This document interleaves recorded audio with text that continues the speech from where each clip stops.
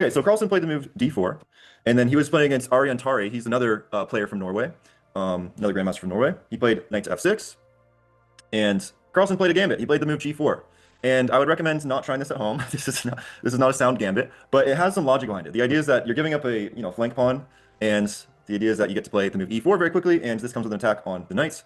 The knights retreated back to f6, e5 was played, knight to d5, c4, and we're really kicking the knight around. Carlsen played even the move c5, and the knight comes to d5, and now Carlsen's claiming that all this space that he's gained, and the clamp that he has on the dark squares is going to compensate for the down pawn that he has. All right, so bishop now comes to c4.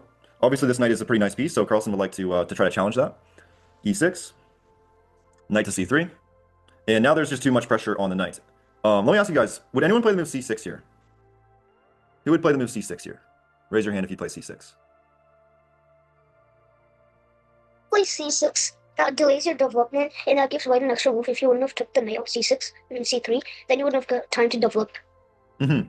Yes. Playing c6, you're not developing. Right. Or getting a move. Right, good. Okay.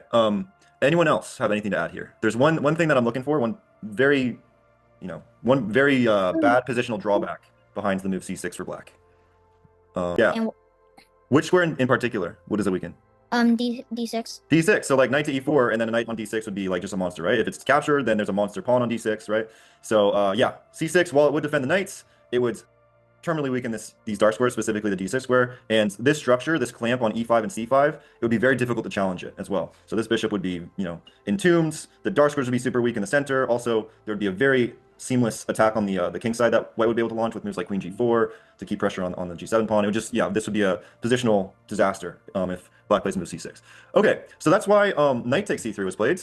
So knight takes e3, b takes e3, and yeah, now Aryan Tari, he understands that he needs to challenge this clamp, so he plays a move d6. Very important positional move. He's got to free up his position from this clamp that Carlsen has on the dark squares. So d6 is a very good move. Knight comes to f3.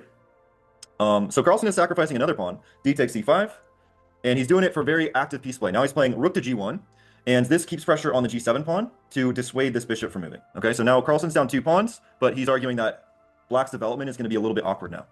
Okay, so knight comes to c6. Makes a lot of sense, adding some pressure to the t-pawn. And now Carlsen plays move bishop to g5, developing with the tempo. And here, there was actually a very strong move. Let's actually see if we can find a strong defensive move. I'll give you guys a couple minutes to think about this. If you were playing as Aryan Tari, what move would you play here? I just play bishop e7. Maybe challenge the monstrous bishop, I guess. Yeah, bishop e7. Did you have an idea after bishop takes e7? Queen takes e7. Queen takes e7, and then rook takes g7? I'm actually not certain. I don't know. Let's try to find a good move here for black. I think queen to queen f8 would be reasonable. You don't want to deactivate your queen. Never mind. Let's go with Arush. Do you see something here? Black to move. Wait, did he call me? Radha's iPad. I think his name's Arush, right? King f8. King f8. No, you don't want your king over there. You'd rather castle queenside. Black to play. There's a very good move here. Arav? Bishop d7. Bishop d7 is not bad. It's not bad because you're preparing to castle queenside. Okay, so not a bad move. There's a better move here. No. Anai? I think just c takes d4. C takes d4. What if c takes d4? No.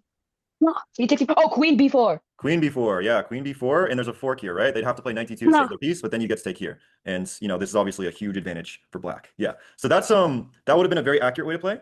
And even if there wasn't that tactic, guys, sometimes it is a good idea to if you're up 2 pawns, for example. Let's go back. So here, bishop's on g5, and there's still pawns here and here. So if you're up 2 pawns, sometimes it's a good idea to give one of them back.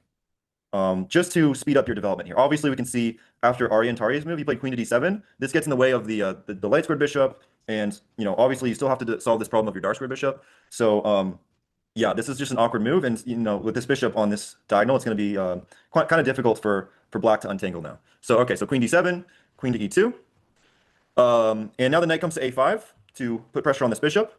But Carlsen has such a huge lead in development here that now he's thinking, okay, he's got both his bishops in the game, his knights in the game.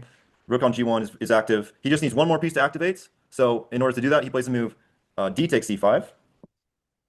And this ruins his structure a little bit. Right now he's got like double isolated pawns on the C file that are very weak. And but what does Carlsen get in return for this capture on C5? Rayanch? He opened up the D file. Yeah. Which, Yes, exactly. So now the rook would be able to occupy the Yeah. game, right? So knight takes C4, what would you play, Rayanch? Let's just play in the game. knight takes C4. Rook D1. Yeah, rook D1.